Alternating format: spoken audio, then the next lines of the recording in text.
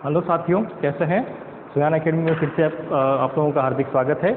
और first year की जो वीडियो लेक्चर सीरीज़ है, इसके अंदर हम लोग क्वांटम मैकेनिक्स पढ़ रहे थे। और क्वांटम मैकेनिक्स के अंदर हमने स्टार्टिंग का पोर्शन में जो भी ऐसे एक्सपेरिमेंट हुए थे जो कि क्लासिकल मैकेनिक्स को फेल कर चुके थे या क्लासिकल मैकेनिक्स से उन नियमों को या उन इफेक्ट को नहीं समझाया गया था, वो सारे देख लिए थे। जिसके अंदर हमने photoelectric effect, Compton effect, Davisson Germer experiment और ब्लैक बॉडी रेडिएशन का थोड़ा सा पोर्शन, इंट्रोडक्शन जिसे कह सकते हैं, और पेयर प्रोडक्शन जो है वो सारा देख लिया था। ठीक है, अब हम क्वांटम मैकेनिक्स जो है यहाँ से जनरेट होती है कि ये कुछ ऐसी चीज़ें थी जिससे कि क्वांटम मैकेनिक्स बनाने के लिए जो है वो इंट्यूशन आया कि हाँ, अब हमें कोई एक नई फिजिक्स चाहिए या नए कुछ रूल्स चाहिए जिसके द्वारा हम क्या करें, इन सारे फिनोमिना को समझा सके। तो प्लांक का नियम आ गया था जो हमने बताया था आपको। ठीक है, प्लांक के बाद के अंदर जो है हमने फिर देखा कि पार्टिकल का वेव नेचर आया और वेव का पार्टिकल नेचर आया। इसका मतलब क्या है, ड्यूल नेचर जो था वो शो किया गया इसके अंदर का माइक्रोस्कोपिक वर्ड के अंदर। ठीक है, तो ड्यूल नेचर हुआ, तो ड्यूल नेचर के लिए फिर क्या हुआ कि पार्टिकल से रिलेटेड वेव कैसी होगी, उसकी वेवलेंथ क्या होगी, तो वो किसने दिया,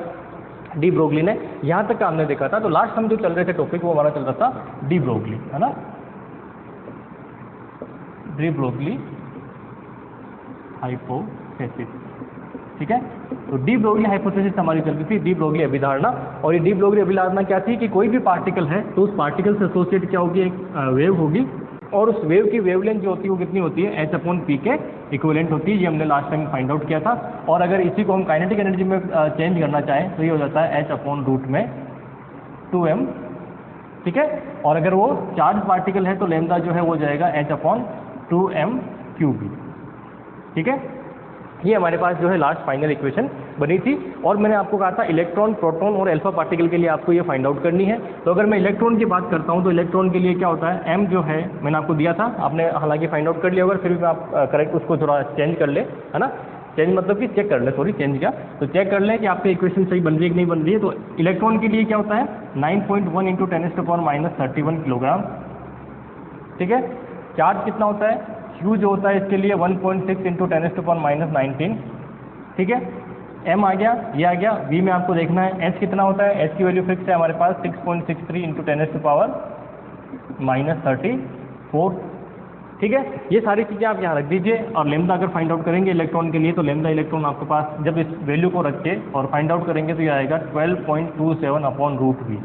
ठीक है, कितना आएगा देख लेना, इनको मल्टीप्लाई करके आपस में सारी चीज़ें, कितना आएगा 12.27। ठीक है, और किस में आएगा, ये एंगस्ट्रॉम में आ जाएगा। वोल्टेज में आप इसकी जो भी वैल्यू होगी उस वैल्यू पे आप निकाल सकते हैं। तो ये आपके पास क्या आएगा, लेमदा की जो है आपको वैल्यू मिलेगी किसके लिए, इलेक्ट्रॉन के लिए। इसी तरह से अगर प्रोटॉन की बात करें तो प्रोटॉन में क्या हो जाएगा, प्रोटॉन के अंदर जो है आपके पास इसका मास, प्रोटॉन का मास कितना होता है 1.67 × 10⁻27 किलोग्राम। ठीक है, चार्ज सेम ही रहेगा प्रोटॉन पे, मास सिर्फ चेंज होगा, बाकी चार्ज क्या रहेगा, सेम रहेगा। इसको जब आप फाइंड आउट करेंगे लेमदा p, तो ये जो आएगा आपके पास, ये करीब करीब आ जाएगी वैल्यू प्रोटॉन के लिए 0.286। कितने आएगी, 0.286 या 7 होना चाहिए शायद, 6 है, सॉरी 6/√V। ये आपको किसकी वैल्यू मिलेगी, ये मिलेगी प्रोटॉन के लिए। तो इलेक्ट्रॉन और प्रोटॉन के लिए अगर वोल्टेज आपको गिवन है तो आप इसमें ये चीज़ आप फाइंड आउट कर सकते हैं। ठीक है, तीसरा कौन सा दिया था मैंने, वो दिया था आपको अल्फा पार्टिकल, है ना। तो अल्फा पार्टिकल जो था उसके लिए क्या है, अल्फा पार्टिकल का मतलब आता है 4He2, है ना, या 2He4, सॉरी इधर से नीचे से बोलना स्टार्ट करते हैं, 2He4 जो है, और इसको इस तरह से भी लिख सकते हैं कि 2He4, है ना। ये अल्फा पार्टिकल है। इसके लिए मास देखें तो कितना होता है, 4 टाइम होता है किसका, प्रोटॉन का, क्योंकि इसमें कितना है 2 न्यूट्रॉन और 2 प्रोटॉन है, तो 4 टाइम किसका होगा, इसका। तो ये मास आपके पास इसका मिलेगा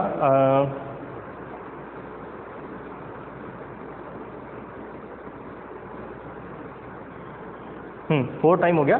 तो मास कितना हो जाएगा 4 टाइम ऑफ ये अपने पास 1.67 × 10⁻27 किलोग्राम। चार्ज की बात करें तो चार्ज कितना हो जाएगा इसके ऊपर, चार्ज हो जाएगा 2 टाइम्स।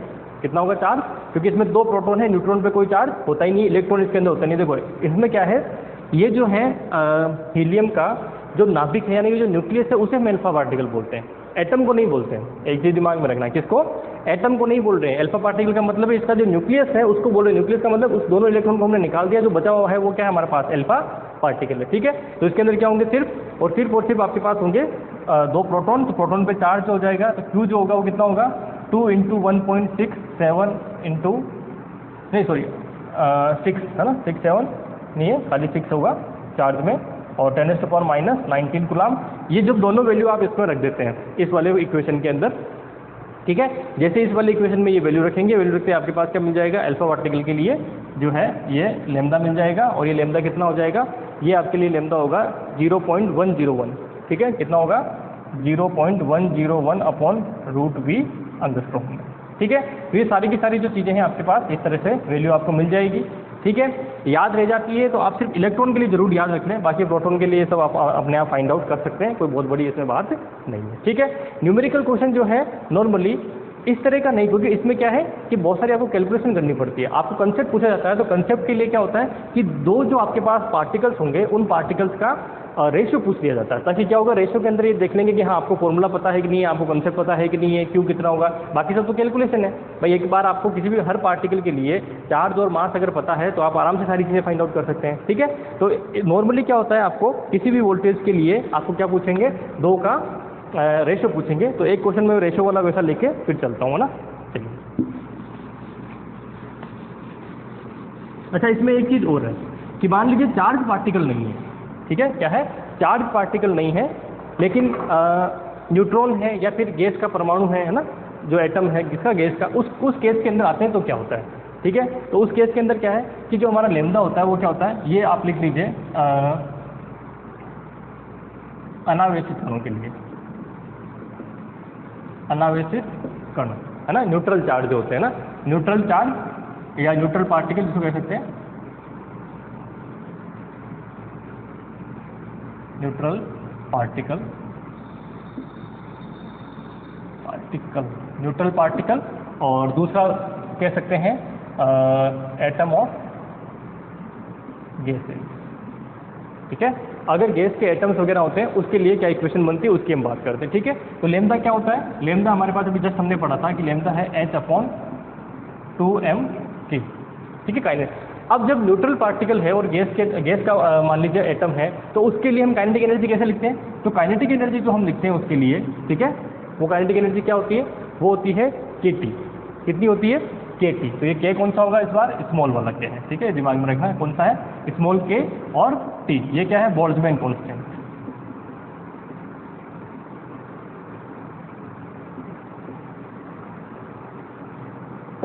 क्या है, बोल्ट्जमैन कांस्टेंट, ठीक है। इसकी वैल्यू कितनी होती है वो आपको पता है, 1.38 इंटू 10⁻⁻23 जो है इसकी वैल्यू होती है। तो देखो होता क्या है, जब अनावेशित कण है या फिर न्यूट्रल पार्टिकल है या फिर क्या कह सकते हैं कि गैस का एटम है, तो उसकी जो काइनेटिक एनर्जी वो किसकी वजह से होगी, क्योंकि हम टेम्परेचर बढ़ाते हैं तो उसकी एनर्जी उसकी वजह से होगी। अब फ्री पार्टिकल इसका मतलब क्या है कि एनर्जी कितनी होगी उसकी, ओनली काइनेटिक एनर्जी की बात कर रहे हैं, तो ओनली काइनेटिक एनर्जी है तो उस बार कितना होगा, KT उसकी क्या हो जाएगी, काइनेटिक एनर्जी। तो ये वैल्यू आप यहाँ रख दीजिए और इसके लिए सोल्व कर सकते हैं। तो जब भी आपके पास देखो हर केस के अंदर काइनेटिक एनर्जी कौन सी है कैसी है उस पर सब कुछ डिपेंड करेगा ना, समझ में आ रहा ना। बाकी फॉर्मूला यही चलेगा, बेसिक क्या है, बेसिक हमारा यही है H/P। P को फिर हमने काइनेटिक एनर्जी में कन्वर्ट किया, और हर एक कंडीशन के लिए अलग अलग हमारी काइनेटिक एनर्जी होती है, तो इसको हम यूज़ करेंगे। तो ये हो जाएगा H/2m, ये स्मॉल K है, दिमाग में रखना, ठीक है, स्मॉल K और T, ठीक है। T टेम्परेचर के लिए है, टेम्परेचर ऑलवेज हम किस में लेंगे, केल्विन में, ठीक है, किस में लेंगे, केल्विन में। कौन सी है, रख दो यहाँ पर, ठीक है। तो कुल मिला के हमारे पास ये क्या बना, ये हो गया डी ब्रोगली हाइपोथेसिस के जितने भी क्वेश्चन हो सकते हैं, जिस टाइप के क्वेश्चन हो सकते हैं, वो सारे के सारे फॉर्मूले हमने यहाँ पढ़ लिए, ठीक है। चलिए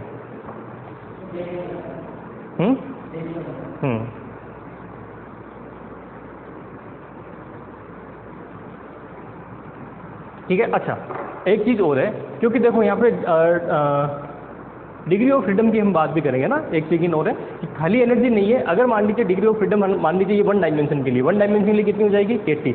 अगर मान लीजिए ये फ्री पार्टिकल है और 3 डायमेंशन के अंदर ये फ्री पार्टिकल है, तो जो एनर्जी होगी काइनेटिक एनर्जी जिसे हम बोलेंगे, वो काइनेटिक एनर्जी कितनी हो जाएगी, ठीक है। आप क्या लिखते हो उसके अंदर, F/2 KT, ये एनर्जी लिखते हो। F क्या है, डिग्री ऑफ फ्रीडम। तो अगर 3D की हम बात करते हैं, 3 डायमेंशन में अगर मान लीजिए आपको बोला गया है कि गैस का पार्टिकल जो है वो फ्री है और किस में, 3D में गति कर रहा है, यानी कि 3D में गति कर रहा है ना, तो उस केस में क्या होगा, 1D के लिए तो KT हो जाएगा, लेकिन 3D का केस हो तो क्या होगा, ये लिख लेना, ये किस में, 1D के अंदर है। अगर 3D में मान लीजिए मुक्त आकाश के अंदर या फ्री स्पेस के अंदर मूव कर रहा है तो क्या होती है उसकी काइनेटिक एनर्जी हाफ एफ के टी, है ना।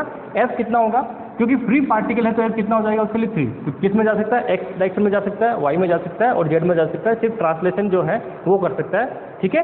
तो उस केस के अंदर क्या हो जाएगा, ये एनर्जी जो आपके पास मिलेगी कितनी हो जाएगी 3/2 के टी। कितनी हो गई 3/2 के टी। तो यहाँ से इसको सोल्व करेंगे तो लेमदा कितना हो जाएगा, 3D की जब हम बात करेंगे तो लेमदा कितना हो जाएगा एच अपॉन, ठीक है। ये रखेंगे तो ये कैंसिल आउट होके 3m और के जो है इसका आंसर हो जाएगा। ये के कौन सा है, बोल्ट्जमैन कांस्टेंट है, तो इसको मैं छोटा वाला बना देता हूँ इस तरह से, ठीक है। आगे समझ में, ये आपके पास क्या होगा कि 3 डायमेंशन की बात करते हैं, फ्री स्पेस की बात करते हैं, मुक्त आकाश की बात करते हैं, तो क्या हो जाएगा ये इक्वेशन इसमें कन्वर्ट हो जाती है, ठीक है। तो आपको जो है कंफ्यूज करने के लिए, है ना, ये नॉर्मली क्या होगा आपको 2 दिमाग में रहेगा तो आपको ये वाला और ये वाला दे देंगे। अगर देखिए 3D लिखा नहीं होगा लेकिन मान लीजिए मुक्त आकाश लिखा होता है, फ्री स्पेस लिखा होता है, तो भी क्या है वो 3D है, ठीक है। फ्री स्पेस अगर लिखा है हिंदी में कहेंगे तो क्या होगा मुक्ताकाश, ठीक है। तो इस मुक्ताकाश का मतलब क्या है, मुक्ताकाश का मतलब है कि 3D में हम गति कर रहे हैं, XYZ तीनों डायरेक्शन में कर सकते हैं, तो उस केस में ये होगा। 1 डायमेंशन में है यानी कि सिर्फ एक मोशन हो रहा है तो हमारे पास इक्वेशन कौन सी बन जाएगी, ये वाली इक्वेशन बन जाएगी, ठीक है। तो कुल मिला के जो है हमारे पास टोटल मिला के जो नॉर्मली जो है आपको 3D वाला या मुक्त आकाश वाला केस जो है वो दिया जाएगा, ठीक है। चलिए, तो कुल मिला के डी ब्रोगली वाला जो कंसेप्ट है हाइपोथेसिस का, उसमें सारे तरह के जो क्वेश्चंस हैं हमने या सारे तरह के जो फॉर्मूले हैं, कंसेप्ट है, वो सारे देख लिए, है ना। एक दो क्वेश्चन जो है इस टाइप कैसे पूछे जा सकते हैं उसकी मैं बात कर लेता हूँ, है ना। एक क्वेश्चन ये दिया हुआ है, समान विभवांतर से त्वरित प्रोटॉन व अल्फा कण की डी ब्रोगली तरंगदैर्घ्य का अनुपात ज्ञात कीजिए, ठीक है। क्या क्या दिया हुआ है क्वेश्चन को आप देखिए, एक तो प्रोटॉन दिया हुआ है, ठीक है, और एक अल्फा पार्टिकल दिया हुआ है, ठीक है। तो अब आप देखिए प्रोटॉन और अल्फा पार्टिकल की जो वेवलेंथ है उसका क्या देखना है, अनुपात देखना है, ठीक है। तो आपको क्या देखना है कि lambda proton upon lambda alpha कितना होगा, ठीक है। तो आप क्या इसमें फॉर्मूला है कि H अपॉन रूट में 2m प्रोटॉन, ठीक है। Q कितना होगा E के इक्वल, है ना, Q कितना होगा E के इक्वल, E कितना है 1.6 × 10⁻⁻19 कूलम, ठीक है। मास हो गया, ये हो गया, और वोल्टेज क्या है V given. Similarly alpha particle के लिए जाएंगे तो H अपॉन रूट में 2m अल्फा, ठीक है। E कितना होगा उसके लिए, Q अगर देखें तो अच्छा एक बार इसे देख लीजिए, ये हमारे पास Q फॉर प्रोटॉन ऐसे लिख देता हूँ मैं ना, बाद में उसको सोल्व कर लेंगे, Q फॉर अल्फा और V, सब कुछ कैंसिल आउट करोगे ये ऊपर चला जाएगा तो क्या हो जाएगा, देखो 2 से 2 कैंसिल, H से H कैंसिल, V से V कैंसिल, तो ये ऊपर जाएगा तो क्या हो जाएगा रूट के अंदर m alpha Q alpha upon MP upon QP, ठीक है। अब आप देखिए m अल्फा कितना होगा, m अल्फा होगा 4 टाइम्स ऑफ दिस, ठीक है। आगे चलिए Q अल्फा कितना होगा, तो Q अल्फा होगा 2 टाइम्स ऑफ E, और QP कितना होगा, QP हो जाएगा आपके पास E के इक्वल। सारी वैल्यू वहाँ रख दीजिए, तो lambda P upon lambda alpha is equal to कितना हो जाएगा 4 times of MP 2 times of E divided by, है ना, ये हो गया हमारे पास MP और E, ठीक है। सोल्व करेंगे, E से E कैंसिल, MP से MP कैंसिल, कितना आया रूट में 8, ठीक है। तो lambda P upon lambda alpha is equal to 2√2। तो इक्वेशन क्या आ गई, ये आ गई हमारे पास। इन दोनों में रिलेशन जो है इस तरह से फाइंड आउट कर सकते हैं, ठीक है। कोई समस्या यहाँ तक, तो देखो अब ऐसा क्वेश्चन पूछा तो उस क्वेश्चन में क्या हो गया, इसमें सारा कंसेप्ट भी आ गया, बहुत ज़्यादा कैलकुलेशन भी नहीं करनी पड़ी, और आधे मिनट के अंदर आपने सारा क्वेश्चन कर दिया, ठीक है। तो आपके एग्जाम में इस तरह के जो क्वेश्चन है जिसमें कंपैरिजन किया हुआ रहता है या फिर रेशियो निकाला हुआ रहता है, वो क्वेश्चन आने के चांसेस ज़्यादा होते हैं बजाय के डायरेक्ट पूछने के, ठीक है। लेकिन इलेक्ट्रॉन का इसलिए क्योंकि डेविएशन जर्मर एक्सपेरिमेंट में जो है, अब देखो हुआ क्या था, डेविएशन जर्मर एक्सपेरिमेंट जो हमने कल पढ़ा था, है ना, कल वाले वीडियो में, तो उस वाले में क्या था कि हमने 2 चीज़ें इक्वेशन यूज़ की थी। एक तो ब्रेग इक्वेशन यूज़ की थी क्योंकि वहाँ पर क्या हुआ, इलेक्ट्रॉन का डिफ्रेक्शन हुआ था, ठीक है। तो क्या हुआ था उसमें कि 2D sine theta equal to N lambda equation use की, यहाँ से हमने लेमदा फाइंड आउट किया था, ठीक है। और उसके बाद में एक लेमदा हमने किससे फाइंड आउट किया था, डी ब्रोगली वाले से, तो वो कितना आया था, ये वाला लेमदा आया था, ठीक है। तो इन दोनों को जब कंपैरिजन किया गया तो वो लेमदा क्या है, सेम साइज लेमदा आपको, या फिर जो वैल्यू है आपको क्या मिली, सेम वैल्यू मिली। इसलिए कहते हैं इस एक्सपेरिमेंट को क्या हुआ, इससे हमने प्रूव भी किया, डिफ्रेक्शन का रूल लगा के ब्रेग इक्वेशन से निकाला तो भी लेमदा वो आया, और जब हमने डी ब्रोगली हाइपोथेसिस का यूज किया तो भी लेमदा क्या आया, सेम ही आया। तो इसका मतलब क्या हुआ, इसका मतलब ये हुआ कि जो है इलेक्ट्रॉन का है वो डिफ्रेक्शन वहाँ हुआ है ना। उसका हमने क्या एक्सपेरिमेंटल जो रिजल्ट आए उस रिजल्ट से हमने ये प्रूव किया कि इलेक्ट्रॉन का वहाँ क्या हुआ, डिफ्रेक्शन हुआ है। ठीक है, तो कुल मिला के जो है ये आपके पास डी ब्रोगली हाइपोथेसिस का ये जो है वैल्यू। अब सिंपल से क्वेश्चन है, जैसे अगला क्वेश्चन है कि 100 वोल्ट के विभवांतर से त्वरित इलेक्ट्रॉन से संबंध द्रव्य तरंग ज्ञात कीजिए। ठीक है, अब इसके अंदर क्या करोगे, डी ब्रोगली वेवलेंथ पूछी है ना, मैटर वेव जो है वो पूछी, उसकी लेमदा पूछी है, और कहा क्या गया है, वोल्टेज आपको गिवन है 100 वोल्ट। अब इसमें कोई बहुत बड़ी बात है क्या, इलेक्ट्रॉन के लिए पूछा है तो इलेक्ट्रॉन के लिए कितना होता है 2.27 अपॉन रूट वी, तो 12.27 या 12.27 डिवाइडेड बाय रूट 100 एंगस्ट्रॉम में। ठीक है, रूट 100 का मीन्स 10, इसको सॉल्व कर लेंगे तो 1.227 एंगस्ट्रॉम में आंसर हो जाएगा। किसके लिए, ठीक है। अब ऐसा क्वेश्चन आ जाए तो बहुत सिंपल सा, इलेक्ट्रॉन का है, याद नहीं रहता 1 पॉइंट ये वाला, तो आप क्या करेंगे, उसमें वैल्यू रख के सॉल्व करके वैसे देख लेंगे। ठीक है, दोनों ही चीज़ें हैं, अगर आपको इलेक्ट्रॉन का याद रह जाए तो अच्छी बात है, क्योंकि इलेक्ट्रॉन का आने के चांसेस ज़्यादा रहते हैं। ठीक है, तो ये आपके पास उसके बाद में है कि और ऐसा क्वेश्चन मैं देख लेता हूँ कोई जो आपके इम्पोर्टेंट हो तो। हाँ, एक अल्फा कण, अच्छा ये चीज़ देखिए, ये कुछ अलग सा क्वेश्चन दिया है, ये बोर्ड की बुक में आपके, तो बोर्ड की बुक से मैं ले रहा हूँ इसको।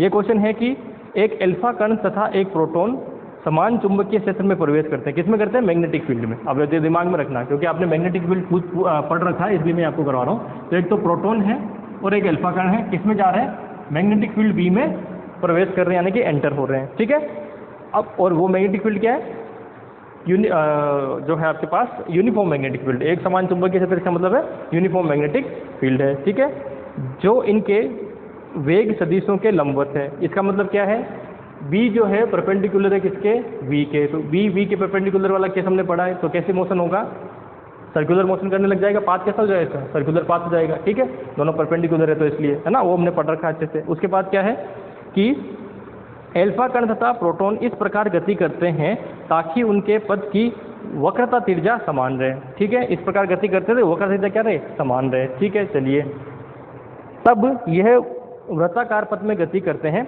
यदि, अच्छा इसमें यह है, एक सेकंड, इस प्रकार गति करते हैं पथों की वक्रता त्रिज्या समान रहे, इनकी डी ब्रोगली तरंगदैर्ध्य का अनुपात ज्ञात कीजिए। ठीक है, अब इसको समझिए आप, यहाँ जो है सबसे इंपॉर्टेंट क्या है, जब आप डी ब्रोगली तरंगदैर्ध्य की बात करते हैं तो उसमें आता है एच अपॉन रूट में पी, है ना। उसके बाद में बात करते हैं, पहले क्या आता है, पी। तो पी का मतलब क्या है, मोमेंटम। सबसे इंपॉर्टेंट है कि इस वाले केस के अंदर जब भी आपके पास किसी भी सिचुएशन दी जाए, आपको मोमेंटम देखना है। मोमेंटम क्या होगा, ठीक है, अगर मोमेंटम आपके पास होगा तो आप अपने आप ही सारी चीज़ें कर पाएंगे, नहीं तो आपके पास समस्या रहेगी। और मोमेंटम क्या होगा, मोमेंटम हम देखें तो ये होता है एच अपॉन एम वी। ठीक है, अब आपके पास जो सिचुएशन दी गई है उस सिचुएशन के अंदर क्या है कि वृत्ताकार पथ में गति करते हैं। अब आप चल जाइए सीधा सीधा कहाँ पे, जब भी ऐसी कोई कंडीशन आ जाती है ना, तो इसका मतलब क्या है कि जो हमने पीछे पढ़ा है उसका यहाँ यूज़ करना है, क्या निकालने के लिए, क्योंकि देखो इसका इस मोमेंटम से कोई रिलेशन है क्या, डायरेक्टली कोई रिलेशन नहीं है। आपको ये लेमदा फाइंड आउट करना, तो मुझे क्या मोमेंटम चाहिए। अब मोमेंटम निकालने के लिए कंडीशन कौन सी दी है, ये कंडीशन दी है, तो इस कंडीशन पे आ जाइए। जब ये कंडीशन लगाते हैं तो इस कंडीशन में आप कौन सी इक्वेशन शो करते हैं, क्योंकि देखो अगर मान लीजिए कोई ऐसा ये मैग्नेटिक फील्ड है और इसमें कोई चार्ज पार्टिकल मूव करता है, ठीक है, तो क्या होगा, उसका पाथ सर्कुलर पाथ होगा। सर्कुलर पाथ की कोई ना कोई रेडियस होगी। ठीक है, अब इस तरह के पाथ में जब मूव करेगा तो इक्वेशन हम कौन से बनाते हैं, एम वी स्क्वायर वाली, है ना, M V square by R, यानी कि अभिकेंद्रीय बल, यानी कि हमारा सेंट्रीपिटल फोर्स होता है, वो किसके इक्वल रखते हैं, मैग्नेटिक फोर्स के इक्वल रखते हैं। इसको सॉल्व कर लेते हैं। ठीक है, तो यहाँ पे क्या होगा कि आपका M V square by R किसके इक्वल हो जाएगा, क्यू वी बी के। ये पढ़ा था हमने फोर्स, किसके इक्वल होता, क्यू वी बी के। आपको चाहिए क्या, मुझे मोमेंटम चाहिए। इक्वेशन कौन सी है, यहाँ से स्टार्ट करिए, मुझे क्या चाहिए, मोमेंटम चाहिए। तो मोमेंटम कैसे निकालूँ, तो आप आ जाइए इसके अंदर कि M V upon R is equal to Q B. ठीक है, अगला क्या हो जाएगा कि M V is equal to Q B R. ये आपके पास क्या बना, मोमेंटम आ गया। ठीक है, ये क्या आ गया आपके पास मोमेंटम। अब इसमें कंडीशन क्या दी है कि इस मोमेंटम को मैं P से लिख देता हूँ ना, P is equal to Q B R, है ना, हमें इसको लेना, तो P equal to Q B R जो है हमारे पास इक्वेशन आ जाती है। ठीक है, ये किसके लिए, हर एक पार्टिकल के लिए। अब आपके पास 2 पार्टिकल हैं, क्या क्या कहा गया है कि जो P की त्रिज्या है यानी कि आर पी है वो इक्वल किसके होगी, आर अल्फा के इक्वल होगी। क्वेश्चन में गिवन है ना, एक लाइन पढ़िए, इसमें लिखा हुआ है कि इस प्रकार गति करते हैं ताकि उनके पथों की वक्रता त्रिज्या क्या हो, समान हो। तो वक्रता त्रिज्या समान होने का मतलब क्या है, रेडियस दोनों की इक्वल है ना, तो रेडियस इक्वल है तो एक कंडीशन तो यहाँ से ही निकल गई। ठीक है, तो अगला देखिए, दूसरा आ जाइए मोमेंटम में। तो मोमेंटम अगर निकालता हूँ मैं किसका, P प्लस का, ठीक है, P प्लस का अगर मैं मोमेंटम निकालता हूँ तो क्या हो जाएगा, Q किसके लिए, P के लिए मैग्नेटिक फील्ड B, और ये कितना है RP प्लस। ठीक है, इसी तरह से मोमेंटम किसका लेना है, अल्फा पार्टिकल का कितना हो जाएगा, Q alpha B R alpha. ठीक है, लेमदा देखनी है, आप देख लीजिए, lambda P upon lambda alpha. Lambda P क्या हो जाएगा, H अपॉन P, है ना, तो H अपॉन P किसके लिए, P प्लस के लिए यानी कि प्रोटॉन के लिए। ये क्या हो जाएगा, H upon P alpha particle के, H H कैंसिल, तो क्या हो जाएगा P alpha upon P proton. ठीक है, P अल्फा P प्रोटॉन क्या है, आगे सोल्व करिए। तो P अल्फा है हमारे पास Q अल्फा, सॉरी हाँ Q अल्फा B और R अल्फा डिवाइडेड बाय ये क्या है, Q प्रोटॉन प्लस B और R प्रोटॉन। R प्रोटॉन ये दोनों क्या इक्वल, तो कैंसिल आउट हो गया, B से B कैंसिल आउट हो गया, तो अल्टीमेटली क्या इक्वेशन बनी आपके पास, बची क्या, lambda P upon lambda alpha is equal to, यहाँ बचेगा Q alpha upon Q P। ठीक है, Q अल्फा कितना है, चार्ज कितना है अल्फा पार्टिकल पे, 2e, है ना, चार्ज कितना है 2e, इस पे कितना है, E से ही कैंसिल, तो कितना हो गया, ये आपके पास 2 टाइम्स। आ गया समझ में। ठीक है, तो कुल मिला के क्या है कि कंसेप्ट हमारा एक चलेगा, कौन सा, ये वाला। उसके बाद में आपको कंडीशन क्या दी जाती है, वो जो आपने पढ़ रखी है पुरानी कंडीशन, वो सारी चीज़ें यहाँ पे यूज आएगी। आपको देखो जब भी इस केस में आओगे तो क्या चाहिए, मुझे मोमेंटम चाहिए। अब मोमेंटम आप कैसे फाइंड आउट करते हो, वो आपके ऊपर सिचुएशन जो दी है उसके अकॉर्डिंग हमें सॉल्व करना पड़ेगा। ठीक है, आगे समझ में। तो इसके जो क्वेश्चन हैं डी ब्रोगली हाइपोथेसिस के, वो लगभग मैंने आपको सारे करवा दिए हैं। इसके अलावा मुझे लगता नहीं कोई क्वेश्चन ऐसा है जो इतना इंपॉर्टेंट है या फिर आपके बनता है ना। तो अब आ जाते हैं हम क्वांटम मैकेनिक्स के जो है ये जो कुछ अभी तक हमने रूल्स वगैरह पढ़े हैं या जो फेलियर्स पढ़े हैं, उन फेलियर्स से सीख लेके और नई फिजिक्स जो है वो कैसे डेवलप करें। ठीक है, तो फिर से मैं आ जाता हूँ किसके ऊपर कि जितने भी हमने प्रैक्टिकल देखे हैं उसके अंदर क्या हो रहा है, एक तो पोर्शन आ रहा है, वो किसका आ रहा है, वेव का पोर्शन आ रहा है, एक पोर्शन किसका आ रहा है कि उसके अंदर जो है आपके पास पार्टिकल का पोर्शन आ रहा है। ठीक है, तो डी ब्रोगली हाइपोथेसिस इसके लिए बोल रही है कि जो पार्टिकल्स है या जो वेव है उसका क्या होता है, ड्यूल नेचर होता है। उसके अंदर पार्टिकल भी होगा, उसके अंदर वेव भी होगा। जैसे हम बात करते हैं लाइट की, तो लाइट में क्या है, फोटोन, तो फोटोन में क्या है, क्वांटा किसका, एनर्जी का। ठीक है, तो इसका मतलब हो गया वो पार्टिकल, लेकिन उसके अंदर क्या है, उसके साथ एक वेव भी एसोसिएट होती है। ठीक है, तो दोनों का जो मिक्सचर है उसे हम क्या बोल रहे हैं, जिसको हम क्या बोलते हैं, द्वैत प्रकृति यानी कि ड्यूल नेचर। अब वो ड्यूल नेचर होगा तो वो कौन सा नेचर कब होगा, है ना, कौन सा नेचर कब होगा, वो पार्टिकल की तरह बिहेव करेगा या फिर वेव की तरह बिहेव करेगा। जैसे फॉर एग्जांपल लाइट आती है ना, आपने इंटरफेरेंस करवाना चाहते हैं, तो इंटरफेरेंस करवाने के लिए आप क्या करेंगे, सोर्स रहेगा, सोर्स पे आप दो उसके वो जो आगे सामने जो है वो उसका कला संबंध यानी कि कोहेरेंट सोर्स बनाते हैं। कोहेरेंट सोर्स से लाइट आगे जाती है तो क्या होता है, इंटरफेरेंस होता है। ठीक है, तो इंटरफेरेंस किसका हुआ, लाइट का। तो किसने डिसाइड किया, आपने डिसाइड किया। क्यों डिसाइड किया, क्योंकि आपने उस सेटअप वैसा दिया है ना, कि प्रकृति जो है उसमें जो भी नियम बनते हैं या फिर कह सकते हैं कि प्रकृति किस तरह से बिहेव करेगी, है ना, किस तरह से बिहेव करेगी, वो किस पे डिपेंड करेगा, वो आप पे डिपेंड करेगा। ठीक है, आपके आसपास की जो चीज़ें हैं वो कैसे आपके साथ बिहेव करती है वो आपके ऊपर डिपेंड करता है। आप एक्सपेरिमेंट कर रहे हैं, आप उसको सेटअप दे रहे हैं कि नहीं आपके पास ये कंडीशन है, तो इस कंडीशन में ये इस तरह से बिहेव करेगा, इस कंडीशन में इस तरह से बिहेव करेगा। ठीक है, तो लाइट जो है वो कब पार्टिकल की तरह बिहेव करेगी, जब आप फोटो इलेक्ट्रिक इफेक्ट आप क्या कराना चाहते हैं, उसका सेटअप ऐसा बनाया कि आपने फोटो इलेक्ट्रिक इफेक्ट वाला या कॉम्पटन इफेक्ट वाला इफेक्ट बनाया, इस तरह का एक्सपेरिमेंट सेटअप किया, तो उसने किस तरह से बिहेव किया, पार्टिकल की तरह बिहेव किया। और जैसे ही आपने क्या किया, इंटरफेरेंस वाला बनाया, तो उसने क्या किया, इंटरफेरेंस किया। तो ये किस पर डिपेंड किया, ये आप पर डिपेंड किया कि आप उसको कैसे बिहेव करवाना चाहते हैं। ठीक है, उसमें दोनों ही गुण हैं, दोनों प्रॉपर्टीज लाइट में है, लेकिन आप पे डिपेंड करता है कि आप उसको कैसे बिहेव करवाना चाहते हैं। ठीक है, ये थोड़ा सा और थ्योरेटिकल हो सकता है, बहुत लंबा थोड़ा, लेकिन मैं उस पर नहीं जाऊंगा क्योंकि क्वेश्चन आपको वहाँ से नहीं पूछा जाएगा। ये सिर्फ समझने का पोर्शन है क्वांटम मैकेनिक्स को कैसे हम समझे। जब मैं प्योर क्वांटम मैकेनिक्स आपको पढ़ाऊंगा, जब भी हम नेट का या फिर एमएससी का कोर्स स्टार्ट करेंगे, तब मैं आपको इसको बहुत पूरा एक लेक्चर इसके ऊपर 1 घंटे का होगा, वो तब की बात करेंगे। लेकिन अभी मैं उस पर ज़्यादा नहीं जाऊँगा। आपको सिर्फ ये दिमाग में रखना है कि दोनों जो है वो ड्यूल नेचर इसमें आ गया है। अब ड्यूल नेचर में से दोनों का सामंजस्य एक साथ चल रहा है, तो इसका मतलब क्या हुआ, ना तो कंप्लीटली पार्टिकल है, ना ही कंप्लीटली क्या है, ना तो कंप्लीटली पार्टिकल है और ना ही कंप्लीटली वेव है, तो है क्या। तो इसका मतलब क्या हुआ, उसमें अनसर्टेनिटी है। क्या है उसमें, अनिश्चितता है। कब ये कैसे बिहेव कर जाए कौन जानता है। ठीक है, तो वो अनिश्चितता है, तो उस अनिश्चितता को डिफाइन किसने किया, सबसे पहले हाइजेनबर्ग ने जो है उस अनिश्चितता को डिफाइन किया। तो अगला जो हमारा टॉपिक आएगा वो कौन सा आएगा, हाइजेनबर्ग अनसर्टेनिटी प्रिंसिपल, यानी कि हाइजेनबर्ग का अनिश्चितता का सिद्धांत। ठीक है, चलिए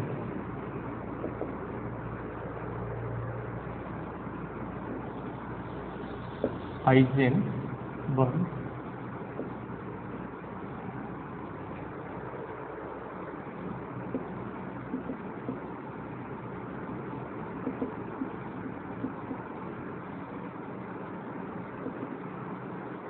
हाइजेनबर्ग अनसर्टेनिटी प्रिंसिपल, यानी कि हाइजेनबर्ग का अनिश्चितता का सिद्धांत। अनिश्चितता क्यों है, क्योंकि दोनों है उसके अंदर। ठीक है, तो ये कोई जो चीज़ें आ रही है धीरे धीरे डेवलपमेंट हो रहा है। ये धीरे धीरे कैसे हो रहा है क्वांटम मैकेनिक्स का, जो एक्सपेरिमेंट फेल होते गए उससे नई नई चीज़ें ऐड होती गई, ऐड होते होते होते हमारे पास क्या, ये क्वांटम मैकेनिक्स का जो है ये बेसिक जो है अभी वो चल रहा है, अभी बन रही है। अभी क्वांटम मैकेनिक्स बनी नहीं है, बनेगी कब, जब आप पढ़ेंगे श्रोडिंगर इक्वेशन, जो कि हमारा प्योरली बीएससी का, यानी कि जो आपके उसका है यूजी का पोर्शन है उसके अंदर, है ना। ठीक है, तो अब क्या हो गया कि हाइजेनबर्ग अनसर्टेनिटी प्रिंसिपल ये कह रहा है कि भाई इसके अंदर जो है पार्टिकल और वेव नेचर दोनों हैं। इसके अंदर पार्टिकल है तो उसका वेव नेचर है, वेव है तो उसमें भी पार्टिकल नेचर है। ठीक है, और ये दोनों जो है इसमें क्या होगा, कुछ ना कुछ अनसर्टेनिटी है, यानी कि आप कंप्लीटली वेव की तरह या कंप्लीटली पार्टिकल की तरह बिहेव नहीं करोगे। अगर एक कंप्लीटली वेव की तरह जाओगे तो पार्टिकल पूरा का पूरा नष्ट हो जाएगा, और कंप्लीटली पार्टिकल की तरह यूज करोगे तो वेव पूरा का पूरा क्या हो जाएगा, नष्ट हो जाएगा, यानी खत्म हो जाएगा। ठीक है, दोनों एक साथ अगर रहते हैं, है ना, पार्टिकल और वेव नेचर दोनों एक साथ अगर रहते हैं तो उसमें कुछ ना कुछ अनसर्टेनिटी होगी। ना तो आप उसको कंप्लीटली वेव मान सकते हो, ना ही कंप्लीटली पार्टिकल मान सकते हो। लेकिन जैसे ही कंप्लीटली वेव या कंप्लीटली पार्टिकल मानते हो किसी एक के अंदर, देखो पार्टिकल क्या होगा, पार्टिकल का मतलब ये है कि उसको फिक्स लोकेशन दे सकते हैं। कोई पार्टिकल है तो क्या कह सकता हूँ कि भाई पार्टिकल यहाँ, ये कोई पार्टिकल है तो इसका मतलब इस रीजन में वो 100% है, उसके बाद कुछ नहीं है। और वेव क्या होती है, वेव होती है कुछ इस तरह से, यानी कि माइनस इनफाइनाइट से प्लस इनफाइनाइट तक सब जगह फैली होती है।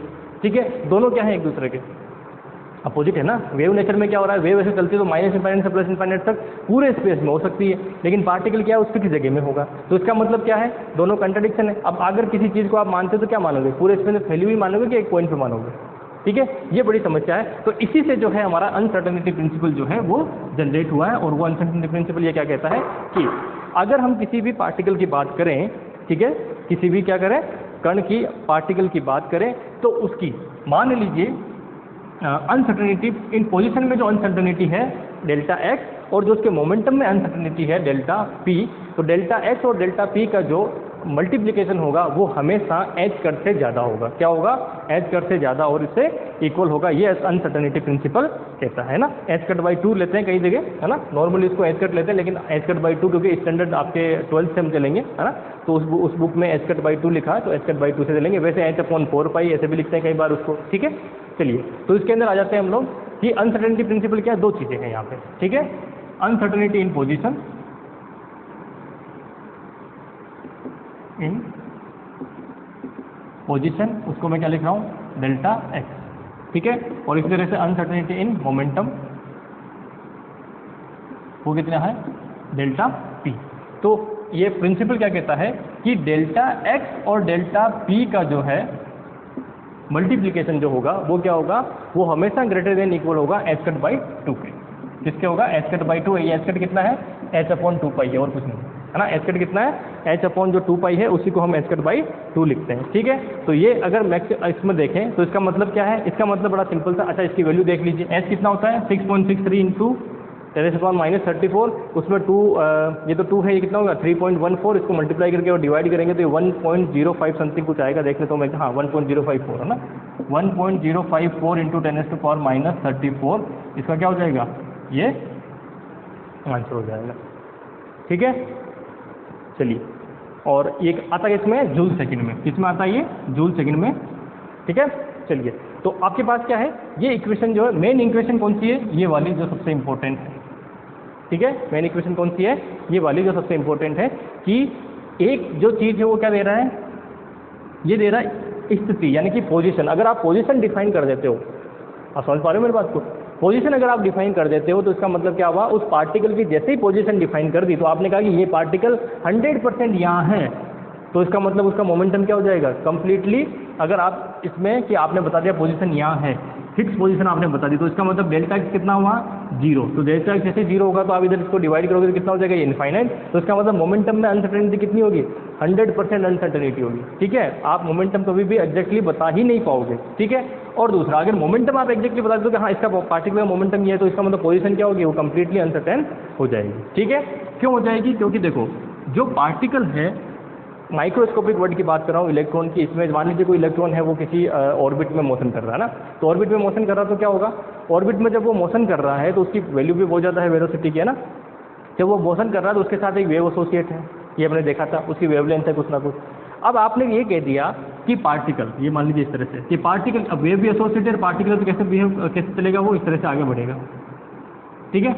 आपने बोल दिया कि इलेक्ट्रॉन यहाँ है, तो जब इलेक्ट्रॉन यहाँ है तो उसका मतलब उससे रिलेटेड सारी की सारी जो वेव वो भी क्या होगी, इसी रीजन में होनी चाहिए। जब इसी रीजन में है तो इसका मतलब क्या हुआ, उसका वेव नेचर खत्म हो गया ना, उसका क्या हो गया, वेव नेचर खत्म हो गया, ठीक है। और अगर आप कहते हैं कि इसका भाई मोमेंटम हमने फाइंड आउट कर लिया, यानी कि वो मोमेंटम का फाइंड, जब वो मूव करेगा, और जब मूव करेगा तो उसकी क्या रहेगी, पूरी की पूरी वेव रहेगी, जो इसमें पूरी सेपरेट क्या होगी, फैली हुई रहेगी। जब वो फैली हुई रहेगी तो इसका मतलब उसकी पोजीशन क्या होगी, वो आप बता ही नहीं सकते, दोनों चीज़ें होगी ना एक दूसरे कंट्राडिक्शन, ठीक है। तो ये जो चीज़ है ये किसने कही, हाइजेनबर्ग अनसर्टेनिटी प्रिंसिपल से हम इसको फाइंड आउट करते हैं, और ये बहुत इंपॉर्टेंट है। और यहाँ से आप देखिए कि अगर मान लीजिए हम डायरेक्शन की बात करें, एक्स एक्सिस में अगर कोई चीज़ है तो क्या होगा, ये लिख लेना, ये बड़ी इंपॉर्टेंट है, कई बार पूछ देते हैं ना।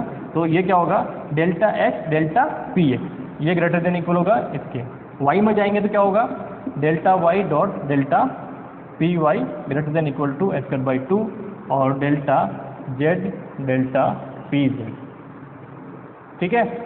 ये तो, लेकिन मान लीजिए ये कंडीशन है तो क्या होगा, ये 0 होगा। क्यों, क्योंकि अगर x डायरेक्शन में आप क्या निकालते हैं पोजीशन, और y डायरेक्शन में मोमेंटम निकालते हैं, तो वो 100% आप एक्यूरेसी से ज्ञात कर सकते हैं, कोई समस्या नहीं है उसके अंदर, ठीक है।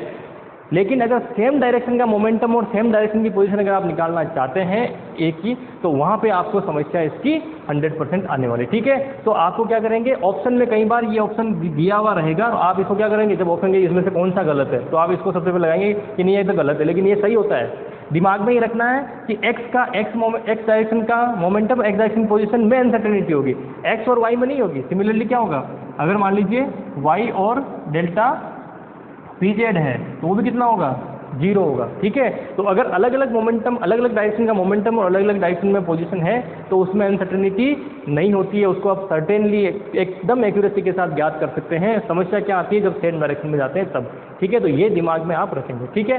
इसी तरह से ये क्यों है, इसे कॉन्जुगेट मोमेंटा और कॉन्जुगेट हम पोजीशन बोलते हैं, ठीक है। इसी तरह से एक और कॉन्जुगेट पेयर होता है, वो होता है टाइम और एनर्जी का। किसका होता है, टाइम और एनर्जी का। तो अनसर्टेनिटी प्रिंसिपल किसके साथ चलता है, टाइम और एनर्जी के साथ भी चलता है, तो उसकी हम बात करते हैं, ठीक है। तो टाइम और एनर्जी में क्या होगा कि डेल्टा ई, है ना, अनसर्टेनिटी इन एनर्जी और टाइम, तो डेल्टा टी, ये भी दिमाग में रखें आप, ठीक है। ये क्या है, अनसर्टेनिटी इन एनर्जी, ठीक है। और डेल्टा टी क्या है, अनसर्टेनिटी इन टाइम। तो टाइम और एनर्जी है वो क्या है, वो भी एक दूसरे के कॉन्जुगेट होते हैं, है ना। ये कॉन्जुगेट क्या होता है, ये हम जब प्योर क्वांटम मैकेनिक्स पढ़ेंगे तब उसकी बात मैं करूंगा। अभी कॉन्जुगेट को समझने का इतना अपने पास वो नहीं है टाइम, क्योंकि थ्योरेटिकल कंसेप्ट है कम्प्लीटली, और जो थ्योरेटिकल कंसेप्ट है वो अब जब हम थ्योरेटिकल पढ़ेंगे उसी की बात करेंगे। अभी हम फर्स्ट डिग्री की तैयारी कर रहे हैं तो उसमें हमें सिर्फ ऊपर की चीज़ें देख के और कैसे क्वेश्चन बनते हैं उसकी हमें बात करनी है, ठीक है। तो यहाँ से क्या है, इसी तरह से एंगुलर मोमेंटम और थीटा के अंदर भी होता है, ठीक है। एक और कौन सा होता है कि एंगुलर मोमेंटम, तो उसको लिख देते हैं हम लोग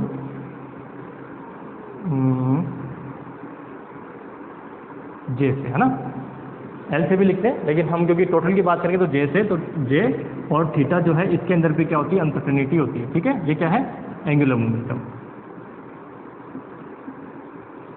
ये आपको 12th में नहीं मिलेगा, लेकिन इसमें है ये कॉन्जुगेट होता है एक दूसरे, एंगुलर मोमेंटम, और ये क्या है, एंगुलर डिस्प्लेसमेंट।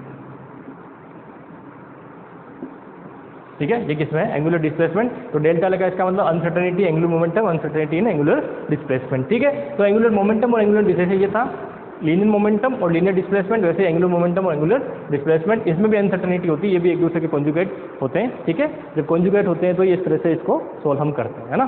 चलिए, ये कॉन्जुगेट वाला बहुत इंपॉर्टेंट है। जब हम आगे मैं आपको जब एमएससी वाली जो है इसके अंदर कुछ लास्ट के अंदर 1-2 वीडियो बनाऊंगा, तो उसके अंदर मैं आपको पॉइजन ब्रैकेट वहाँ पे सोल्व करवाऊंगा। तो पॉइजन ब्रैकेट का क्वेश्चन कई बार आता है एग्जाम में ना, तो पॉइजन ब्रैकेट का क्वेश्चन जो है उसके अंदर हम देखेंगे कि ये दोनों क्या है, कॉन्जुगेट है और क्यों है, उसके बाद में करेंगे ना।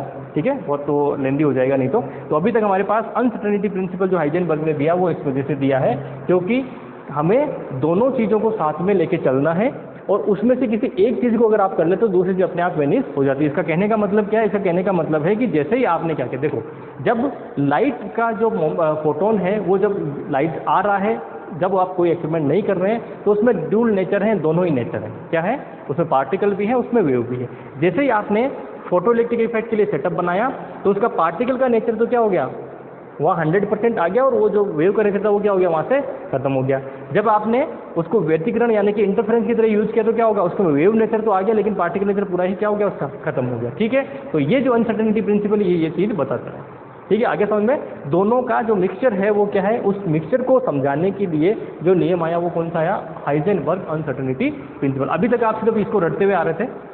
ठीक है, ये ऐसा क्यों किया गया, इन दोनों को ही क्यों लिया, उधर इन दोनों को क्यों लिया, उधर उन दोनों को क्यों लिया, इसका रीजन सिर्फ इतना सा है कि ये एक जो चीज़ है वो उसका पार्टिकल नेचर शो कराता है, दूसरा कौन सा, वेव नेचर शो कराता है। दोनों का मिक्सचर जो हम ले रहे हैं वो ये वाली चीज़ हम यहाँ पे ले रहे हैं। ठीक है, चलिए, वैसे हम फेज स्पेस की बात करेंगे तो फेज स्पेस भी इसका बनता है। अब वो बहुत ज़्यादा मैं आगे नहीं जाना चाहता उसके अंदर। ठीक है, क्यों हम लेते हैं, बहुत इसके पीछे थ्योरेटिकल जो कंसेप्ट है वो है। जब हम फेज स्पेस की बात करते हैं, ठीक है, तो फेज स्पेस के अंदर जो है एक हमारा मोमेंटम स्पेस होता है, एक जो है हमारा ये नॉर्मल स्पेस जो हम कहते हैं 3D वाला ये स्पेस होता है, उसमें हम बनाते हैं, वो 6 डायमेंशन स्पेस है वगैरह, वो सारी चीज़ें हैं। तो वहाँ तक हमें नहीं जाना है। ठीक है, क्योंकि हम किसी भी सिस्टम को कम्प्लीटली जब हम डिफाइन करते हैं तो हमें कुछ फिजिकल क्वांटिटीज़ को लेके करना पड़ता है। तो वो फिजिकल क्वांटिटीज़, क्योंकि यहाँ पे जो सिस्टम है हमारा ड्यूल नेचर वाला है, तो उसके अंदर ये दोनों चीज़ें हम ले रहे हैं। ठीक है, तो उसको बाद में देखेंगे, है ना, अगर हमें टाइम मिला कभी तो उसके ऊपर बात करेंगे। एक क्वांटम मैकेनिक्स की शुरुआत के ऊपर आप इतनी बात कर सकते हो कि कभी मतलब वीडियो बनाते बनाते मतलब ख़त्म हो जाएंगे, है ना, हम थक जाएंगे। लेकिन कभी भी इस डेवलपमेंट कैसे हुआ, क्या हुआ, इसके बारे में जब समझना चाहेंगे तो बहुत ज़्यादा इनोवेट है। और इम्पोर्टेंट चीज़ वही है, जब आपने एमएससी पढ़ाई करी होगी स्टार्टिंग, तो सबसे बड़ी गलती ये करी होगी कि आपने ये स्टार्टिंग का जो पोर्शन है इसको बड़े हल्के में लिया कि इसमें, क्योंकि एग्जाम में पूछा नहीं जाता। हमारी क्या टेंडेंसी ये रहती है कि हम जो एग्जाम में पूछा जाता है ना उस पर ज़्यादा ध्यान देते हैं, बाकी चीज़ों पर ज़्यादा ध्यान देते नहीं है। लेकिन सबसे इंपॉर्टेंट क्वांटम मैकेनिक्स को समझने के लिए ये है कि जब आपको ये सारी की सारी चीज़ें समझ में आ जाएगी, अनसर्टेनिटी प्रिंसिपल क्यों है, ये जो अपने डीप ब्रोगली वेवलेंथ है ये कैसे आई, क्यों आई है ना, ये जो सारे एक्सपेरिमेंट है ये हुए, तो इसका रिजल्ट क्या रहा है, इसको समझाने के लिए क्या करना पड़ेगा। इन पे अगर आपने 1 महीना दे दिया ना स्टार्टिंग का एमएससी का, तो आगे वाली जो फिजिक्स जिस पे आप 6 महीने बर्बाद करते हो ना, वो आपके 2 महीने में कंप्लीट हो जाएगी। क्यों हो जाएगी, क्योंकि आपको कंसेप्ट पता है। और जब ये पता होगा तो आगे वाली में आपको समस्या नहीं आएगी। नहीं तो हम क्या करते हैं, रटते हैं, है ना, रटते हैं ना, बड़े बड़े डेरिवेशन होते हैं क्वांटम मैकेनिक्स में, उनको रटते हैं, है ना। जैसे आप चलो छोड़िए, अभी ये बात की बातें हैं क्योंकि एमएससी का बात हमें करनी नहीं है, हमें तो सिर्फ ये वाली बात करनी थी जो हमारे फर्स्ट गेट के रिलेटेड है। तो फर्स्ट गेट के अंदर आप इतना कर जाओगे तो बदल हो जाएगा। दिमाग में ये रखना, जो भूलने वाली चीज़ है वो ये है, इसको इम्पोर्टेंट लगा लेना। ये तो याद रहेगी, लेकिन ये भूलने वाली चीज़ कौन सी है, हटा दी कि हाँ ये वाली, ये 0 वाली, इसको नहीं भूलना है। मैं आपको फिर कह रहा हूँ कि आप इसको नहीं भूलना है, इंपॉर्टेंट लगवा दिया, फिर भी 90% लोग इसको भूलेंगे, ये भी दिमाग में रखना। तो इसलिए मैं आपको पहले बता रहा हूँ, आप मेरे साथ अगर पढ़ रहे हैं तो मैं आपको ये भी बताऊंगा कि आप गलती क्या करने वाले हो। ठीक है, और उसी पे आपको मेनली ध्यान देना है। ये गलती कोई नहीं करेगा क्योंकि ये सबको पता है। गलती कौन सी होगी, ये वाली गलती होगी जो हमें नहीं करनी है। ठीक है, चलिए, तो ये आप दिमाग में रखना, जो मैं ये बोलता हूँ ना कि आप ये गलती करोगे, जो मैं बोलता हूँ कि आप ये गलती करोगे वो 100% करोगे, वो 90% लोग करते हैं, मैंने भी की है, आप लोग भी इसकी गलती जो है करोगे। ठीक है, चलिए, तो अब हम देख लेते हैं आगे आपके पास कुछ क्वेश्चंस वगैरह इसके। ये है, यदि किसी इलेक्ट्रॉन को की स्थिति में अनिश्चितता है ना, इलेक्ट्रॉन की स्थिति में अनिश्चितता कितनी दे रखी है, डेल्टा एक्स दे रखा है, वो दे रखा है 0.1 मिलीमीटर, सॉरी 0.1 मिलीमीटर जो है वो स्थिति में अनिश्चितता यानी कि नैनोमीटर, मिलीमीटर नहीं नैनोमीटर है, नैनोमीटर में गिवन है। देन उसके बाद में कहा गया है कि इसके संवेग में अनिश्चितता का परिकलन कीजिए, ठीक है। अनसर्टेनिटी इन पोजीशन गिवन है और अनसर्टेनिटी इन मोमेंटम जो है वो फाइंड आउट करना है, ठीक है। ऐसा क्वेश्चन है जिसमें कोई डायरेक्शन नहीं दे रखी है, कोई कुछ नहीं दे रखा, तो आपको एक ही डायरेक्शन मान के चलनी है, डेल्टा एक्स और डेल्टा जो पी है वो वाली इक्वेशन हम करेंगे, ठीक है। तो डेल्टा पी क्या हो जाता है, एच कट अपॉन 2 है ना, H cut upon 2 delta x कर देते हैं, इसको डायरेक्टली लिख देता हूँ इसको। एच कट कितना है 1.054 इंटू 10⁻34, ठीक है। 2 इंटू ये कितना है 1 इंटू 10⁻- नैनोमीटर, इसका मतलब 9 में, ठीक है। 9 को 10 में कन्वर्ट कर लेंगे तो कितना हो जाएगा 1.054 इंटू 10⁻34 डिवाइडेड बाय, इसको पहले ही सोल्व कर लेते तो 2 इंटू 10⁻10 है ना, पॉइंट यहाँ बढ़ाएंगे तो कितना हो जाएगा -10 में चला जाएगा। इसको सोल्व कर लेंगे, इसमें डिवाइड करेंगे तो डिवाइड करके फाइनल जो आंसर आपको यहाँ मिलने वाला है वो मिलेगा 0.53, कितना मिलेगा 0.53 इंटू 10⁻10 ऊपर जाएगा तो 24 जो है इसका आंसर आ जाएगा, हाँ ठीक है 24। मोमेंटम किसमें होता है, किलोग्राम मीटर पर सेकेंड आंसर हो जाएगा, ठीक है, क्योंकि क्या होगा मास इंटू वेलोसिटी, तो किलोग्राम मीटर पर सेकेंड जो है इसका क्या हो जाएगा आंसर हो जाएगा मोमेंटम का, ठीक है। कोई समस्या नहीं है। इसी तरह से अगला क्वेश्चन आपको दिया जा सकता है, अच्छा फ्रीक्वेंसी में पूछा जा सकता है। एक चीज़ और दिमाग में रखना, देखो क्वेश्चन बनाने के लिए और घुमाने के लिए आपको बहुत सारी चीज़ें की जा सकती है ना, क्वेश्चन बनाने के लिए। अब देखो ये तो सिंपल सा क्वेश्चन है, इसका कुछ भी नहीं कर सकते, सिंपल सा क्वेश्चन आएगा या फॉर्मूला जो मैंने आपको बताया वो आएगा, तो मैं इस पर ज़्यादा टाइम वेस्ट अपना नहीं करूँगा, ठीक है। तो दूसरा क्वेश्चन क्या हो सकता है, सिंपल सा, कई बार मैंने देखा है ना, एक ये लगा लेना इंपॉर्टेंट है, हमने भी डेल्टा ई और डेल्टा टी का पढ़ा था ना, डेल्टा ई और delta T greater than equal to H cut by 2, ठीक है। अब एग्जामिनर इस क्वेश्चन को थोड़ा सा और घुमाने के लिए क्या कर सकता है कि सॉरी इस क्वेश्चन को घुमाने के लिए, अच्छा पहले उसका देख लेते हैं कि मान लीजिए ये जो हमने इक्वेशन पढ़ी थी यहाँ पर कि delta X delta P greater than equal to H cut by 2, अब इसी क्वेश्चन को थोड़ा सा घुमाने के लिए क्या कर सकता है, एक चीज़ और कर सकता है। क्या कर सकता है, क्योंकि मुझे पता है कि P इक्वल टू क्या होता है M V, P equal to क्या होता है एम वी, तो वहाँ वो पूछा जा सकता है कि डेल्टा V कितना होगा, क्या पूछा सकता है, वेलोसिटी के अंदर ये V क्या है, वेलोसिटी है ना, V क्या है हमारे पास, ये है अनसर्टेनिटी इन वेलोसिटी,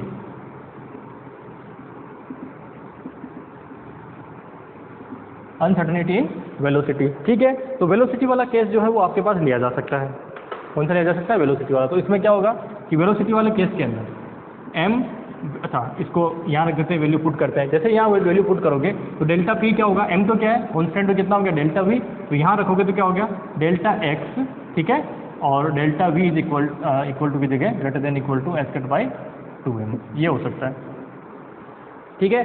तो अब क्या हुआ, आपको डायरेक्टली मोमेंटम नहीं पूछा, आपको क्या पूछा, मोमेंटम की जगह पूछ लिया कि वेलोसिटी में अनसर्टेनिटी फाइंड आउट की, तो क्या करेंगे वेलोसिटी में अनसर्टेनिटी की, तो इस तरह से फाइंड आउट करेंगे।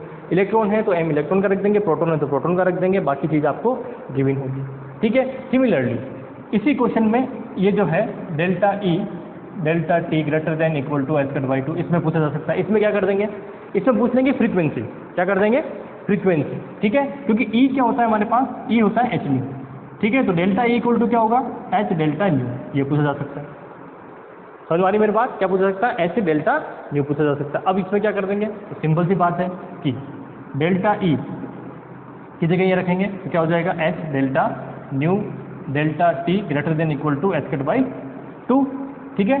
तो delta nu is equal to, या इक्वल टू की जगह delta nu delta T greater than equal to H cut by 2 और एच, इस एच कट को क्या लिखेंगे एच अपॉन 2 पाई, ठीक है, एच कट क्या एच अपॉन 2 पाई, तो एच अपॉन 2 पाई यहाँ रख दीजिए, तो एच अपॉन 2 पाई तो कितना हो गया 4 पाई, 4 पाई एच, 4 पाई से 4 पाई कैंसिल, तो delta nu delta T greater than equal to 1 upon 4 pi, ये आंसर हो जाएगा, ठीक है। कोई समस्या,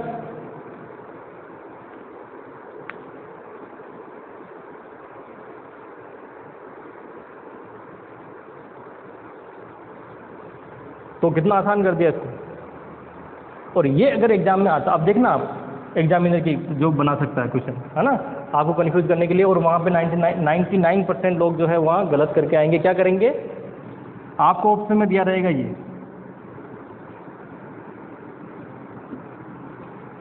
क्या दिया रहेगा, और आप क्या करेंगे, और एक दिया रहेगा ये। सबसे पहले ये करेंगे कि ये तो हो ही नहीं सकता, क्योंकि एस तो आता ही आता है हाइजेनबर्ग अनसर्टेनिटी प्रिंसिपल में। क्या करेंगे, सबसे पहले ये करेंगे कि आप ये कहोगे कि हाइजेनबर्ग अनसर्टेनिटी प्रिंसिपल में एस तो आता ही है, तो एस आता तो इसका मतलब ये 1 वाला तो हो ही नहीं सकता, तो बाकी बचा कौन सा, ये तो इससे आप टिक लगा के आ जाओगे। आओगे कि नहीं आओगे, और वहीं आप क्या करोगे, गच्चा खा जाओगे। जबकि एस इसमें नहीं होता है, क्योंकि हमने ये करके सोल्व देखा है, ठीक है।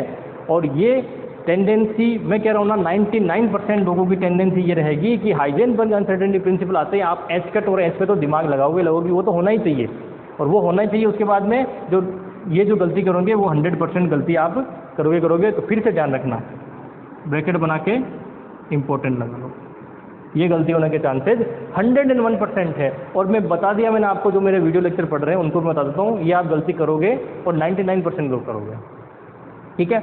अब जब मैं ये बोल रहा हूँ तो वो आप पे डिपेंड, अब आप कब नहीं करोगे, जब ये जो मैं बोलिए कि आप 99% करोगे और उस पर आप ये चीज़ लगा के और सबसे ज़्यादा ध्यान उस पर दोगे।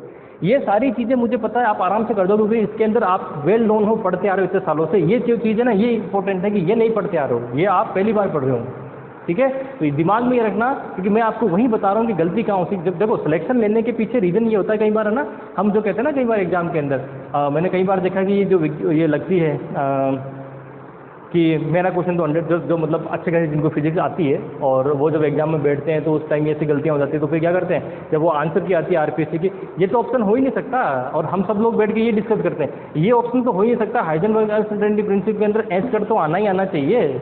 जब एस कट आ ही नहीं रहा तो ये कैसे हाइजेनबर्ग अनसर्टेनिटी प्रिंसिपल, तो ये तो है ही नहीं, और आरपीएससी ने यही ऑप्शन दिया कि ये ऑप्शन सही है, ठीक है, ये तो गलत है। तो हम क्या करते हैं, उसको फिर वो लगाते हैं, है ना, कि ये ऑप्शन तो हो ही नहीं सकता क्योंकि हाइजेनबर्ग में ये होता है करके, और फिर बाद में उसका कोई सॉल्यूशन निकलता नहीं है, आंसर लास्ट तक यही चलता है। तो ये गलती हमें नहीं करनी है, ठीक है, क्योंकि ऐसी गलतियां हमारे साथ होती है। तो ये चीज़ आप दिमाग में रखिए। एक क्वेश्चन भी ऐसा दे रखा है, किसी जैसे ये है, किसी परमाणु में एक उत्तेजित ऊर्जा स्तर का आयु काल, जैसे ये दे रखा है क्वेश्चन भी देख लीजिए।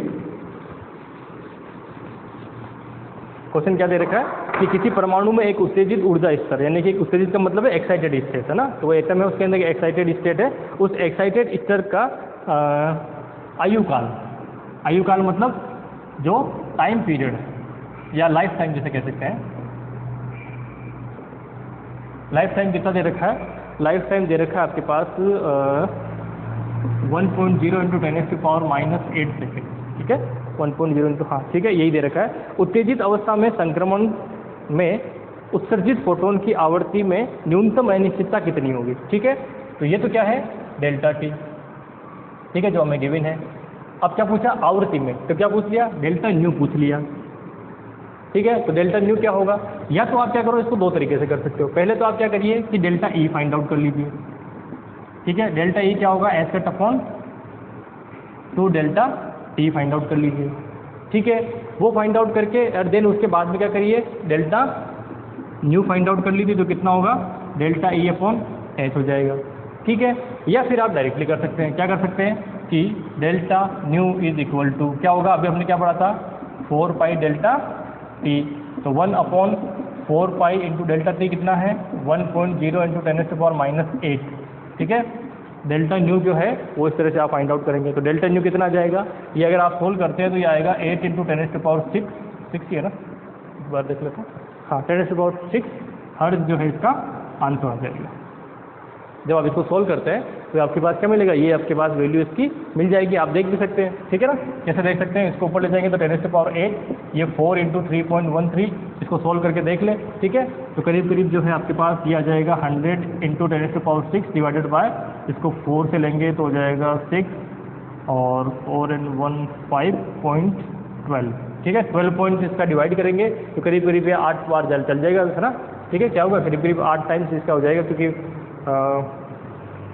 12 6 कितना होता है, 96, 96 और इसको आगे 12 से मल्टीप्लाई करें, 6 से मल्टीप्लाई करेंगे तो आपको आगे 4 वैल्यू मिल जाएगी। दोनों को जोड़ लीजिए, आंसर आपको क्या आ जाएगा, करीब करीब ये आंसर मिल जाएगा। ठीक है, तो ये दोनों तरीके हैं, आप इससे करके क्योंकि इससे कैलकुलेशन बड़ी हार्ड हो जाएगी ना। इसको आप जाएंगे तो क्या होगा, दो बार आपके पास एच, इस बार एच का टर्म में डिवाइड करोगे, फिर वापस एच का डिवाइड करोगे, तो बहुत लंबी कैलकुलेशन, जबकि यहाँ बहुत इजी कैलकुलेशन में ये क्वेश्चन सोल्व हो जाएगा। बुक में ये प्रोसेस यूज़ किया हुआ है, लेकिन हमें ध्यान रखना है कि बुक्स में तो वो प्रोसेस है जो लेंदी है, जो उन्होंने बुक्स में लिखा है, क्योंकि वो जो मैंने फॉर्मूला बताया, मैंने आपको कहा ना बुक्स में नहीं मिलेगा, वो फॉर्मूला अपन ने यहाँ पे जनरेट किया है खुद ने, तो इस फॉर्मूले से भी आप इस क्वेश्चन को कर सकते हैं। अगर आपकी फिजिक्स सही है तो आपको वो डरने की जरूरत नहीं है। ठीक है, फिजिक्स सही होनी चाहिए, अपने आप आंसर आपका सही आ जाएगा। ठीक है, तो इस हाइजेनबर्ग अनसर्टेनिटी प्रिंसिपल के साथ साथ क्या है आपका, नॉर्मली अगर हम देखें तो स्टार्टिंग का जो पोर्शन है क्वांटम मैकेनिक्स का, कि क्वांटम मैकेनिक्स जनरेट कैसे हुई, वो सारा जो है वो खत्म हो जाता है। मेनली ये नियम है जो आपके सीनियर सेकेंडरी में भी मिलेंगे और आपको यूजी में भी मिलेंगे, जो हमने अभी तक क्वांटम मैकेनिक्स के बारे में पढ़ा है। मैंने आपको पहले ही कहा था कि क्वांटम मैकेनिक्स स्टार्ट करने के अंदर जो है हमें 3-4 वीडियो लग जाएंगे, तो ये तीसरा वीडियो चल रहा है शायद अपना। ठीक है, तो मैंने क्वेश्चन बहुत ज़्यादा नहीं करवाए, लेकिन आपको कंसेप्ट सारे करवा देंगे, ये दिमाग में रखना। क्योंकि हो क्या रहा, अभी मैं इसी क्वेश्चन को एक और ले लूँ, इसकी वैल्यू चेंज करके, या मान लीजिए इस बार ई लेके और टी पूछ लूँ, तो कोई बहुत बड़ी बात नहीं, वो आप आराम से कर सकते हैं, है ना। इससे क्वेश्चन आपको ढेरों मिलेंगे, आप उसको प्रैक्टिस करते रहे।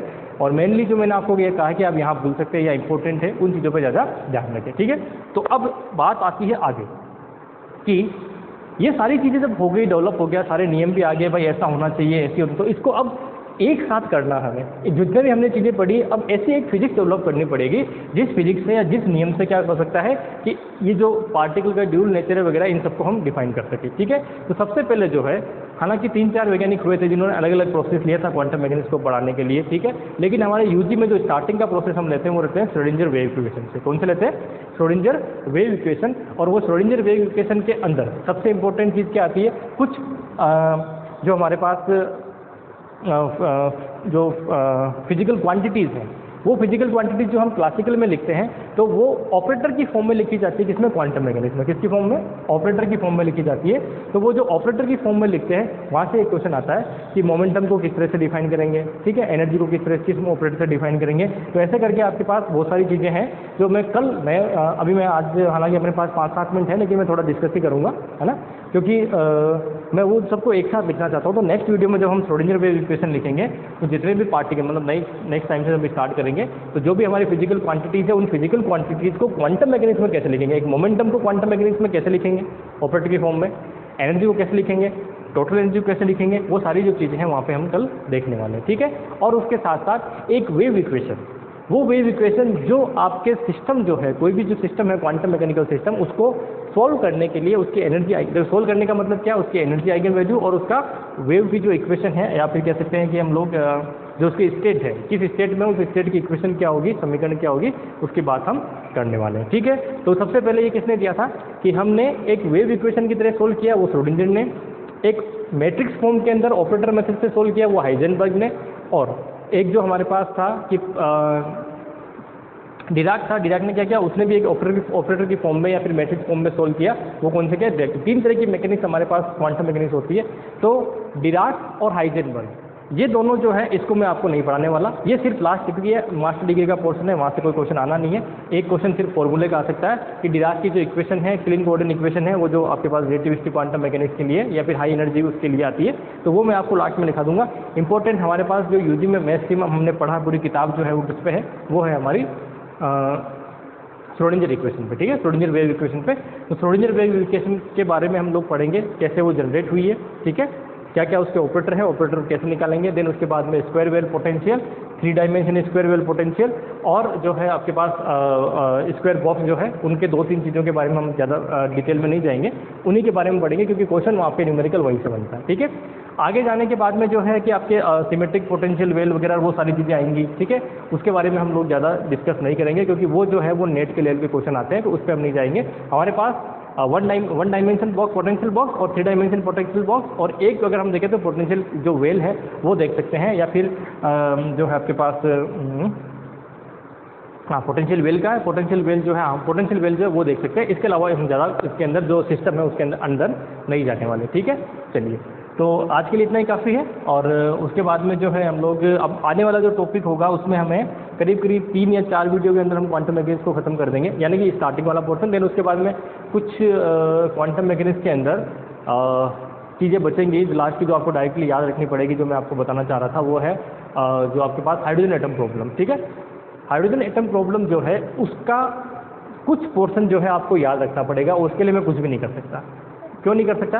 क्योंकि मैं उसको सोल्व नहीं करवाना चाहता। उसको सोल्व करवाने जाऊंगा तो मैंने 2 वीडियो सिर्फ सॉल्यूशन में लग जाएंगे, और फाइनली उसके अंदर 1 या 2 क्वेश्चन आएगा जो आपको डायरेक्टली मैं आपको यही बता दूंगा कि कौन सा क्वेश्चन है इसमें आने वाला है। हाँ, अगर मैं नेट की प्रिपरेशन आपको करवा रहा होता तो ज़रूर मैं सॉल्यूशन करवाता, क्योंकि वहाँ पे फिर जो है वेव फंक्शन लेके सॉल्यूशन पूछे जाते हैं, तो वहाँ पे जो है अगर मैं लेता तो मैं आपको करवाता। जब नेट का एग्जाम करेंगे, नेट की तैयारी करेंगे, तब उसके अंदर मैं आपको वो हाइड्रोजन एटम प्रॉब्लम पूरी जो है सॉल्यूशन कैसे करते हैं, उसके एजिमिथाइल जो प्रॉपर्टी होती है वो, ठीक है, उसका जो है आपके पास रेडियल फंक्शन क्या होता है वो, ठीक है, वो सारी चीज़ें हम वहाँ देखेंगे। लेकिन यहाँ पे सिंपल मैं आपको 2 या 3 फंक्शन लिखाऊंगा, ठीक है, एस ऑर्बिट के लिए, ठीक है, और उसके लिए फिर उसके बाद में कि जो फर्स्ट ऑर्बिट है उसमें इलेक्ट्रॉन की पाए जाने की प्रोबेबिलिटी वगैरह कितनी होती है, वो 2-4 चीज़ें जो है डायरेक्टली आपको याद करनी है, वो मैं सारी चीज़ें यहाँ लिखा दूंगा, जो कि आपके एग्जाम में डायरेक्टली पूछी गई है या पूछी जाती है। ठीक है, तो आज के लिए इतना ही काफ़ी है।